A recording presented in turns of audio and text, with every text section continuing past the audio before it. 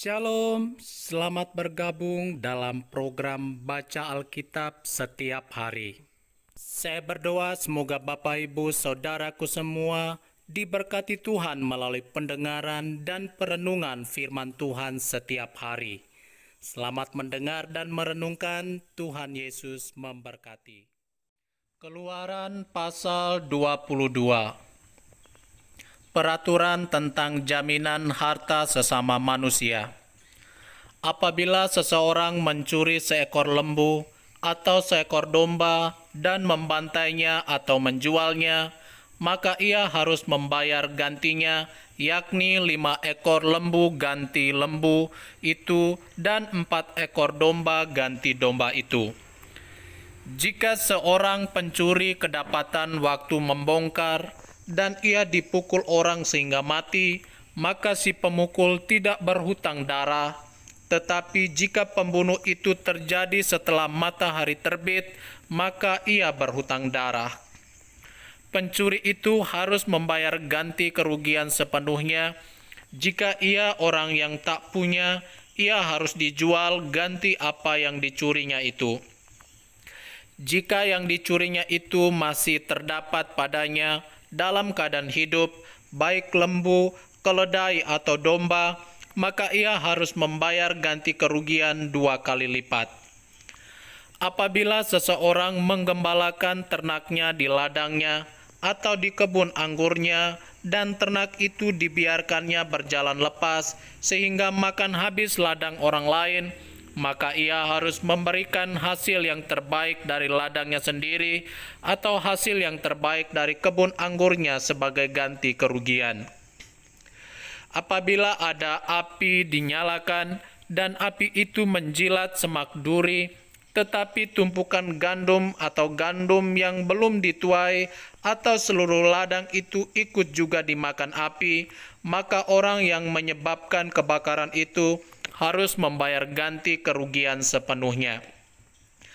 Apabila seseorang menitipkan kepada temannya uang atau barang, dan itu dicuri dari rumah orang itu, maka jika pencuri itu terdapat, ia harus membayar ganti kerugian 2 kali lipat. Jika pencuri itu tidak terdapat, maka tuan rumah harus pergi menghadap Allah untuk bersumpah bahwa ia tidak mengulurkan tangannya mengambil harta kepunyaan temannya. Dalam tiap-tiap perkara pertengkaran harta, baik tentang seekor lembu, tentang seekor keledai, tentang seekor domba, tentang sehelai pakaian, baik tentang barang apapun yang kehilangan, kalau seorang mengatakan, "Inilah kepunyaanku," maka perkara kedua orang itu harus dibawa ke hadapan Allah.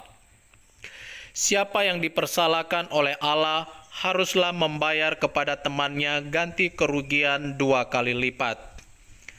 Apabila seseorang menitipkan kepada temannya seekor keledai atau lembu atau seekor domba atau binatang apapun, dan binatang itu mati atau patah kakinya atau dihalau orang dengan kekerasan dengan tidak ada orang yang melihatnya, maka sumpah di hadapan Tuhan harus menentukan di antara kedua orang itu apakah ia tidak mengulurkan tangannya mengambil harta kepunyaan temannya, dan pemilik harus menerima sumpah itu, dan yang lain itu tidak usah membayar ganti kerugian. Tetapi jika binatang itu benar-benar dicuri orang daripadanya, maka ia harus membayar ganti kerugian kepada pemilik. Jika binatang itu benar-benar diterkam oleh binatang buas, maka ia harus membawanya sebagai bukti, tidak usah ia membayar ganti binatang yang diterkam itu. Apabila seseorang meminjam seekor binatang dari temannya, dan binatang itu patah kakinya atau mati, ketika pemiliknya tidak ada di situ, maka ia harus membayar ganti kerugian sepenuhnya. Tetapi jika pemiliknya ada di situ, maka tidak usahlah ia membayar ganti kerugian. Jika binatang itu disewa, maka kerugian itu telah termasuk dalam sewa. Apabila seseorang membujuk seorang anak perawan yang belum bertunangan dan tidur dengan dia, maka haruslah ia mengambilnya menjadi istrinya dengan membayar mas kawin. Jika ayah perempuan itu sungguh-sungguh menolak memberikannya kepadanya, maka ia harus juga membayar perak itu sepenuhnya sebanyak mas kawin anak perawan. Peraturan tentang dosa yang keji. Seorang ahli sihir perempuan janganlah engkau biarkan hidup. Siapapun yang tidur dengan seekor binatang, pastilah ia dihukum mati. Siapa yang mempersembahkan korban kepada Allah kecuali kepada Tuhan sendiri, haruslah ia ditumpas. Peraturan tentang orang-orang yang tidak mampu. Janganlah kau tindas atau kau tekan seorang orang asing, sebab kamu pun dahulu adalah orang asing di tanah Mesir. Seseorang janda atau anak yatim janganlah kamu tindas. Jika engkau memang menindas mereka ini, tentulah aku akan mendengarkan seruan mereka. Jika mereka berseru-seru kepadaku dengan nyaring, maka murkaku akan bangkit dan aku akan membunuh kamu dengan pedang, sehingga istri-istrimu menjadi janda dan anak-anakmu menjadi yatim. Jika engkau meminjamkan uang kepada salah seorang dari umatku, orang yang miskin di antaramu, maka janganlah engkau berlaku sebagai seorang penagih hutang terhadap dia. Janganlah kamu bebankan bunga uang kepadanya. Jika engkau sampai mengambil jubah temanmu sebagai gadai, maka haruslah engkau mengembalikannya kepadanya sebelum matahari terbenam. Sebab hanya itu saja penutup tubuhnya, itulah pemalut kulitnya. Pakai apakah ia pergi tidur? Maka apabila ia berseru-seru kepadaku, aku akan mendengarkannya, sebab aku ini pengasih. Berbagai-bagai peraturan. Janganlah engkau mengutuki Allah, dan janganlah engkau menyumpahi seorang pemuka di tengah-tengah bangsamu. Janganlah lalai mempersembahkan hasil gandummu dan hasil anggurmu. Yang sulung dari anak-anakmu lelaki haruslah kau persembahkan kepadaku. Demikian juga harus kau perbuat dengan lembu sapimu dan dengan kambing dombamu. 7 hari lamanya anak-anak binatang itu harus tinggal pada induknya, tetapi pada hari yang ke-8 haruslah kau persembahkan binatang-binatang itu kepadaku. Haruslah kamu menjadi orang-orang kudus bagiku. Daging ternak yang diterkam di padang oleh binatang buas janganlah kau makan, tetapi haruslah kamu lemparkan kepada anjing. Keluaran pasal 23. Peraturan tentang hak-hak manusia. Janganlah engkau menyebarkan kabar bohong. Janganlah engkau membantu orang yang bersalah dengan menjadi saksi yang tidak benar. Janganlah engkau turut-turut kebanyakan orang melakukan kejahatan, dan dalam memberikan kesaksian mengenai sesuatu perkara, janganlah engkau turut-turut kebanyakan orang membelokkan hukum. Juga janganlah memihak kepada orang miskin dalam perkaranya. Apabila engkau melihat lembu musuhmu atau keledainya yang sesat, maka segeralah kau kembalikan binatang itu. Apabila engkau melihat rebah keledai musuhmu karena berat bebannya, maka janganlah engkau enggan menolongnya. Haruslah engkau rela menolong dia dengan membongkar muatan keledainya. Janganlah engkau memperkosa hak orang miskin di antaramu dalam perkaranya. Haruslah kau jauhkan dirimu dari perkara dusta. Orang yang tidak bersalah dan orang yang benar tidak boleh kau bunuh, sebab aku tidak akan membenarkan orang yang bersalah. Suap janganlah kau terima, sebab suap membuat buta mata orang-orang yang melihat dan memutarbalikan perkara orang-orang yang benar. Orang asing janganlah kamu tekan, karena kamu sendiri telah mengenal keadaan jiwa orang asing, sebab kamu pun dahulu adalah orang asing di tanah Mesir. 6 tahunlah lamanya engkau menabur di tanahmu dan mengumpulkan hasilnya, tetapi pada tahun ke-7 haruslah engkau membiarkan dan meninggalkannya begitu saja, supaya orang miskin di antara bangsamu dapat makan, dan apa yang ditinggalkan mereka haruslah dibiarkan dimakan binatang hutan. Demikian juga kau lakukan dengan kebun anggurmu dan kebun zaitunmu. harilah lamanya engkau melakukan pekerjaanmu, tetapi pada hari ketujuh haruslah engkau berhenti, supaya lembu dan keledaimu tidak bekerja, dan supaya anak buahmu perempuan dan orang asing melepaskan lelah. Dalam segala hal yang kufirmankan kepadamu, haruslah kamu berawas-awas. Nama Allah lain janganlah kamu panggil, janganlah nama itu kedengaran dari mulutmu. Peraturan tentang kebaktian dan hari-hari raya. 3 kali setahun haruslah engkau mengadakan perayaan bagiku. Hari raya roti tidak beragi haruslah kau pelihara. 7 hari lamanya engkau harus makan roti yang tidak beragi, seperti yang telah kuperintahkan kepadamu pada waktu yang ditetapkan dalam bulan Abib. Sebab dalam bulan itulah engkau keluar dari Mesir, tetapi janganlah orang menghadap ke hadiratku dengan tangan hampa. Kau peliharalah juga hari raya menuai, yakni menuai buah bungaran dari hasil usahamu, menabur di ladang. Demikian juga hari raya pengumpulan hasil pada akhir tahun, apabila engkau mengumpulkan hasil usahamu dari ladang.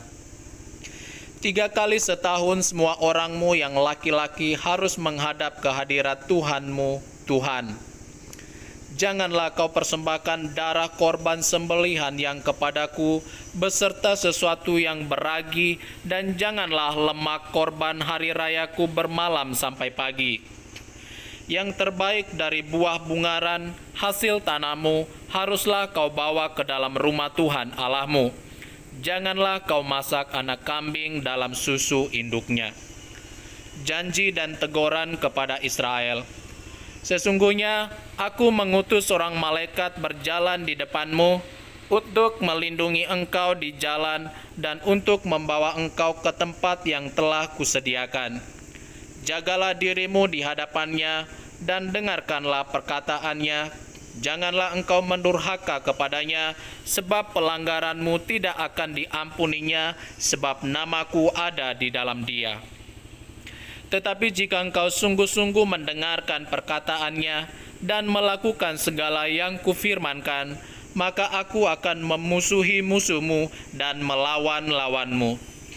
Sebab malaikatku akan berjalan di depanmu dan membawa engkau kepada orang Amori, orang Het, orang Feris, orang Kanaan, orang Hewi, dan orang Yebus, dan aku akan melenyapkan mereka.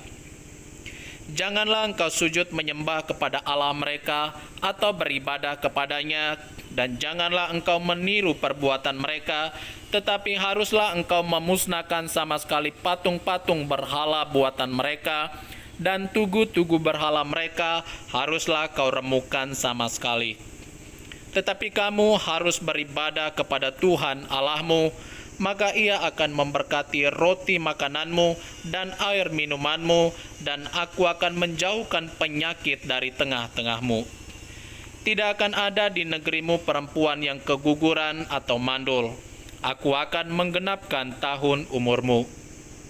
Kengerian terhadap aku akan kukirimkan mendahului engkau. Aku akan mengacaukan semua orang yang kau datangi, dan aku akan membuat semua musuhmu lari membelakangi engkau. Lagi aku akan melepaskan tabuhan mendahului engkau, sehingga binatang-binatang itu menghalau orang Hewi, orang Kanaan, dan orang Het itu dari depanmu.